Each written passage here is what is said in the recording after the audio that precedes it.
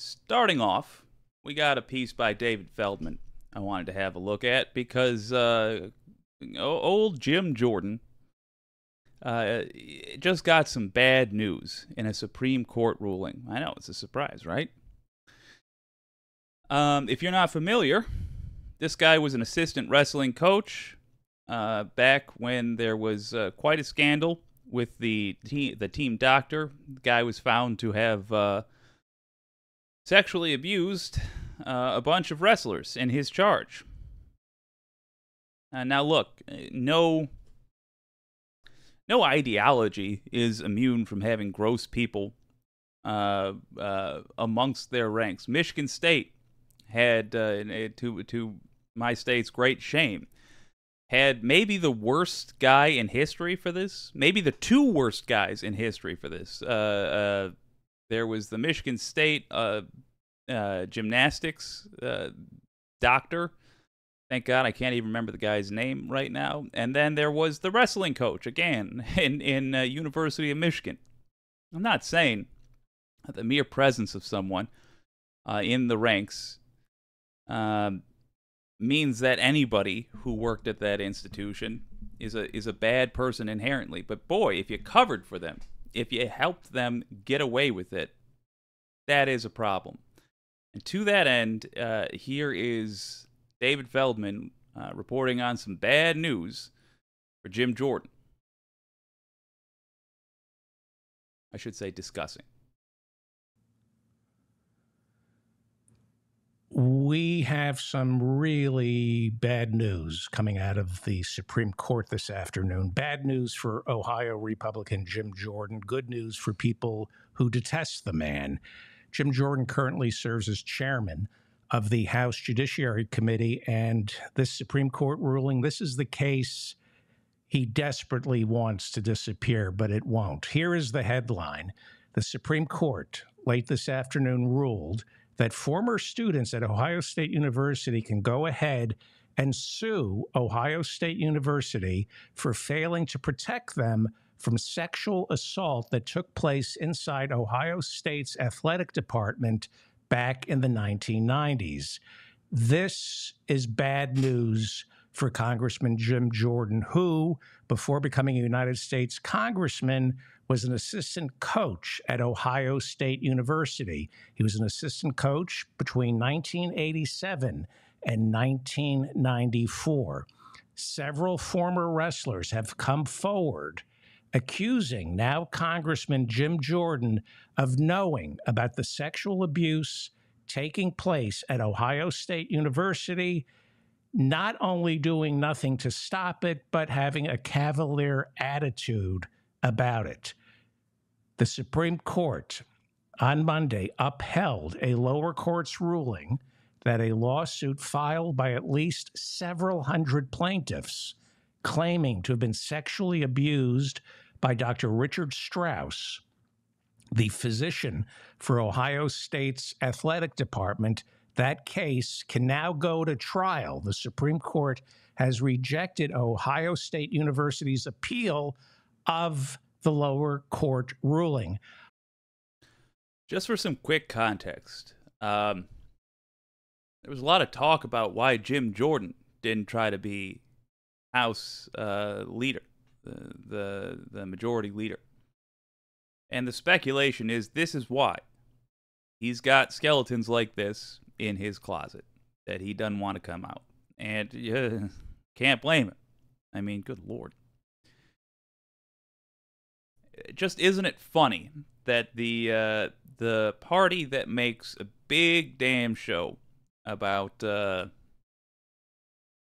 going after sexual deviance, what they call sexual deviance, always seems to be the folks who are on the side of covering this kind of stuff up. Isn't that interesting? And of course, it's not at all surprising. This is yet another case of their standard tactic, which is just accusing others of that which they are guilty of. They are either, like Dennis Hastert, themselves guilty of doing horrific things around sex because they come from an effed up culture that really does not handle sex or sexual ideas in a healthy way. Or they cover up for them because inevitably they come across somebody in power who offers them some small, let's say, apple in exchange for their silence, and then they are in league with them and they must keep covering up in order to hide their misdeeds. It's really, truly terribly sad. It's sad because they know there are enough people they can fool that they'll keep getting away with this. And we should just point this out. We should not let Jim Jordan get away with being quiet about this. This guy is a real monster who helped cover up sexual abuse over folks that he was in charge of looking after. He was the assistant coach. These wrestlers were in his care. They were his responsibility. He was supposed to be looking out for them, and he failed to do so. Shocks me that this was ever the mentality. I hope these days that it has changed, that not even that goodness has prevailed, but just that people who don't need to be asking themselves questions of morality over this. I mean, good God, it should never. Everybody should, and on morality alone, they should stand up against monsters like this. But I'm hoping that it's no longer a case of morality. I hope that evil people who are in power simply don't see it as practical to cover up for these people anymore. I'm hoping that they will be forced to do the decent thing, and of course they'll pretend like that's always what they would have done. But let's keep going because there's a little more to this. Ohio State. Lawyers for Ohio State insisted the statute of limitations had run out, but the Supreme Court, seems to be saying that the clock starts ticking back in 2018 when Ohio State University hired a private law firm to investigate the sexual abuse allegations. According to Reuters, in 2019, the private law firm issued a final report concluding that Dr. Richard Strauss sexually assaulted at least 177 male students. The law firm then concluded in their official report that staff members, people who worked over at Ohio State's athletic department, staff members knew of the abuse but failed to do anything about it. That was the finding from the private law firm hired by Ohio State University. The name of that law firm is Perkins Coie. So Ohio State University has already paid out 296 former students. They've already paid 296 former students a grand total of $60 million. But when news of the private law firm's final report was released in 2019, hundreds of other students stepped forward claiming to have been sexually assaulted by Dr. Richard Strauss. You should know that Jim Jordan was an assistant wrestling coach and allegedly shared a locker right next to Dr. Richard Strauss's locker. This could be really bad for Congressman Jim Jordan. Lawyers for the plaintiffs in the new case that went to the Supreme Court accuse Ohio State University of trying to run out the clock, hoping that the statute of limitations would kick in. But now it appears the Supreme Court this afternoon has redefined when the statute of limitations actually kick in. They kick in after this report from the law firm, which was in 2019. I mean, you can kind of tell who's the good guy and who's the bad guy. Forget the topic matter, just look at the tactics they're using. Hoping that the statute of limitations ran out. Is that really how you want to win if you're the moral person here. Is that, I mean, trying to avoid going into court, getting under oath, and saying your piece.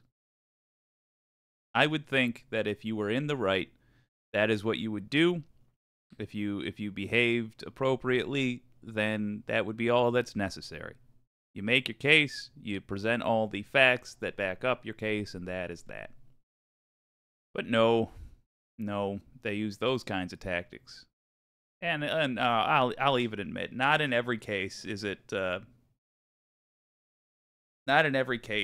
inherently bad to hope that the statute of limitations has run out. It's a pattern, man. They do this over and over. Particularly right-leaning folks tend to do this. It's not about whether or not they did the thing or didn't. It's about whether they can win in court through any means. And we're seeing this with Donald Trump. Again, they're not interested in right or wrong. They never have been, and they've made very little pretext to say that they were. They're simply interested in what they can get away with. Why? Because they define right and wrong based on consequences. Once you see it, it's really hard to unsee it. And it's a through line with this whole philosophy. Let's jump to the end here. Let's talk about Jim Jordan's actions around this time specifically. Here's another example of possible witness tampering. This is from February 12th of 2020, USA Today. Ex-Ohio State University wrestler. This is the headline.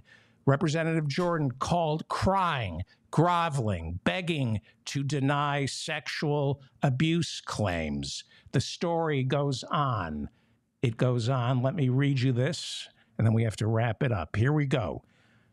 On Tuesday, a former captain of the Ohio State wrestling team told state lawmakers in a public hearing that Representative Jim Jordan, Republican from Ohio, pleaded with him in 2018 to deny allegations sexual abuse of male wrestlers by a team doctor was well known within the program but was ignored. Quote, Jim Jordan called me crying, groveling, begging me to go against my brother, begging me, crying for a half hour. That's the kind of cover-up that's going on there, unquote. Adam DiSabato told members of the Ohio House Civil Justice Committee about a conversation the congressman and him had on July 24th, 2018. Adam DiSabato, who was a member of the school's wrestling program in the late 80s. And on and on and on and on. So in 2018, Jordan's calling this guy, crying, asking him to do what? Asking him to, oh, please, get out there and tell the truth. No. Asking him to say it never happened. Asking him to cover it up. That's who Jim Jordan is. And all I ask you to do about it is at every opportunity when Jim Jordan is mentioned, also mention the wrestling scandal. Oh, you mean the guy that was trying to cover up sexual abuse from the time when he was an assistant coach? That guy? Yeah, I don't have a lot of respect for that guy's opinion. Oh, you mean the guy that called a former wrestler of his who cried over the phone to try to get the guy to hide abuse? That guy? I don't know why you care what his opinion is about anything. Really force people to deal with who these people are. Force people that might support MAGA to deal with what these people are all about. It's not the case that you can never get past the sins of the past. But you shouldn't be given a pass on them if you haven't owned up to them, if you haven't dealt with it. So until we get a change of behavior. Marjorie Taylor Greene is the space laser lady. Jim Jordan is the cover-up coach. That's who these people have to be until they take responsibility for their actions. And only then, only when we are dealing completely with the truth, only then can we talk about what they're doing in the here and now in any way other than to ridicule them. Let's see what the wicked community has to say.